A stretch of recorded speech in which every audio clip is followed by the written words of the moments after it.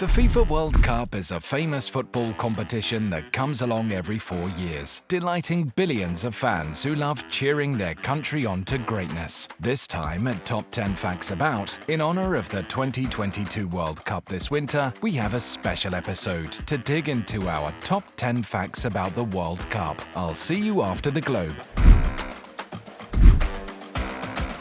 Number 1. A beginner's briefing. The World Cup is a month-long football tournament where teams of players meet every 4 years to determine which country is crowned champion of football.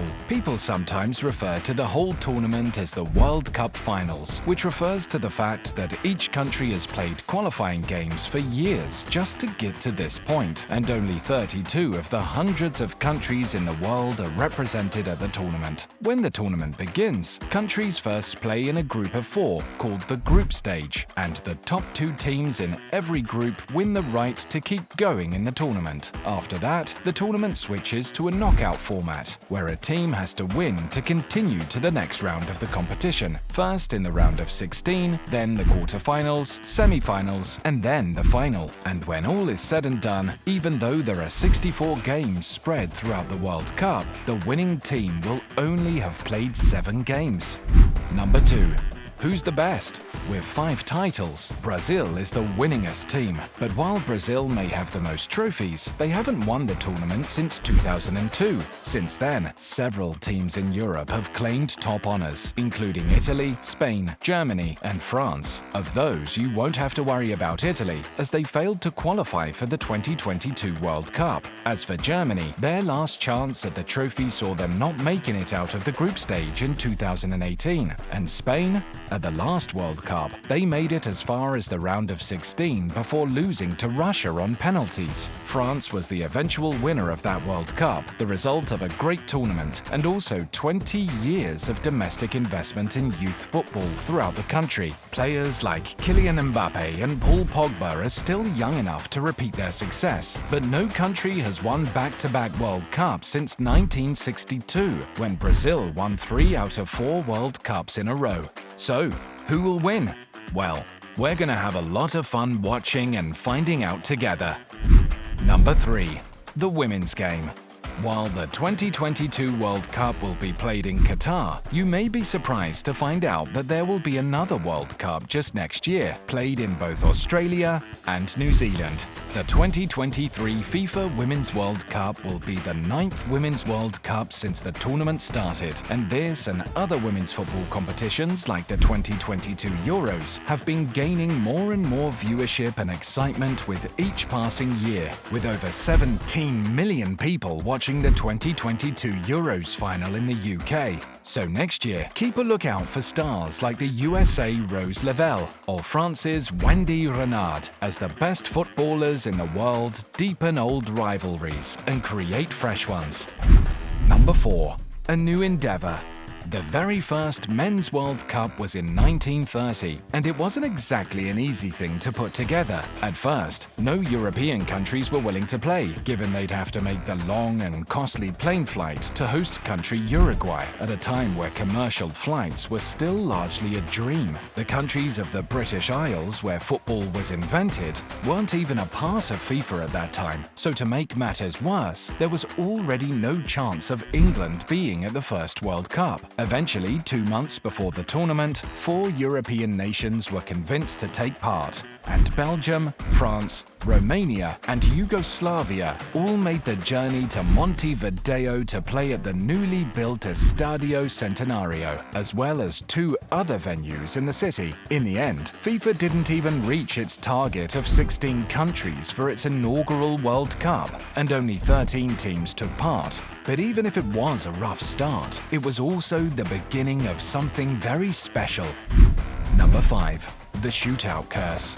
During the knockout stages of the World Cup, tied games go to penalties to decide the winner. And while a good penalty shootout is great drama, it's often nerve-wracking if the country you support is involved in such a high-stakes moment. If you are German, you love this, as Germany wins 71% of their penalty shootouts in international competition and are often viewed as cool and confident in shootout situations. But if you are an England fan, you don't feel confident at all, as England wins wins only 17% of their shootouts and has lost on penalties 3 times in the World Cup, once even to Germany itself. Well, good luck, England. You might need it. Number 6. Mascot merch.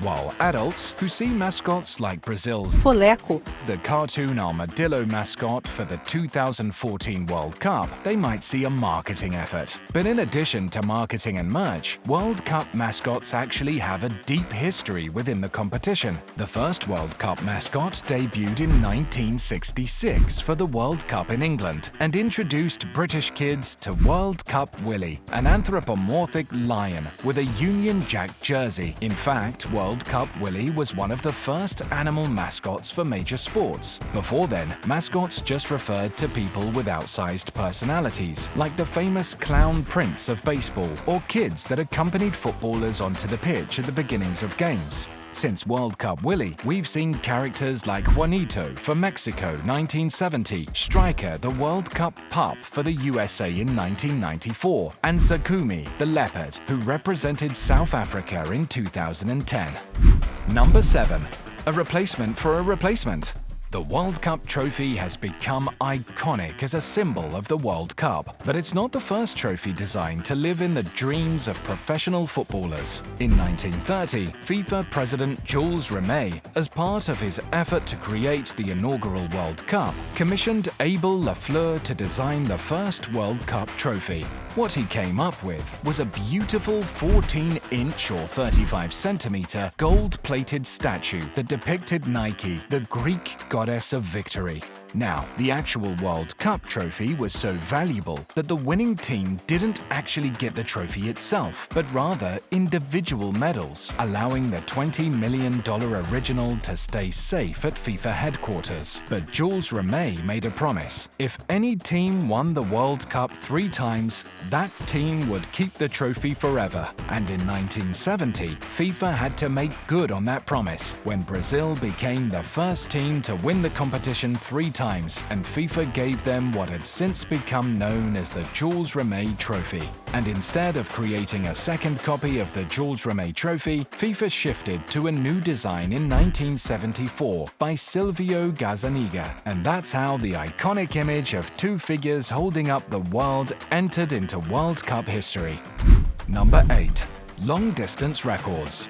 One notable thing about the 2022 World Cup is that all of the venues will be quite nearby each other, setting a record for how close the furthest World Cup stadiums are. Taking place mainly in Qatar's capital city of Doha, all of the venues will be within 34 miles or 55 kilometers of each other, making it the most convenient World Cup ever. The current record for the most inconvenient World Cup lies with the United States, with the furthest venues in the 1994 competition being in Stanford, California and Foxborough, Massachusetts, which are 2,687 miles or 4,324 kilometers away from each other.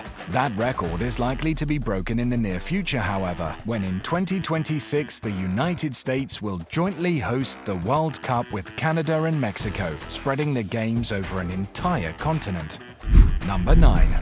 Financial records. In years past, hosting a World Cup was as simple as inviting the teams to a country and making stadiums available for matches. But in the modern era, the World Cup is seen not just as an opportunity to sell tickets, but also an opportunity to show off a new side of a country and a people, and to reinvest in infrastructure. Because of this, in 1994, the United States spent $500 million on their World Cup, and the amounts have only gone up from there, with Germany spending $4.3 billion in 2006, Brazil spending $15 billion in 2014, and this year's World Cup in Qatar, which has set a new record. It has been reported that the country spent around $6.5 to $10 billion to build several new stadiums, but when you consider the cost of new hotels, airports and transportation, the total cost is estimated to be as much as $220 billion. Qatar is making a big bet that this World Cup will put them on the map, with millions of tourists and viewers who will have their eyes on the beautiful game this winter. Number 10. Football is for all. While there are famously issues with FIFA's governance, including the 2022 host selection process and the manner in which the stadiums were built, one positive thing about having the World Cup in Qatar is that more of the world will be embraced as part of the football community.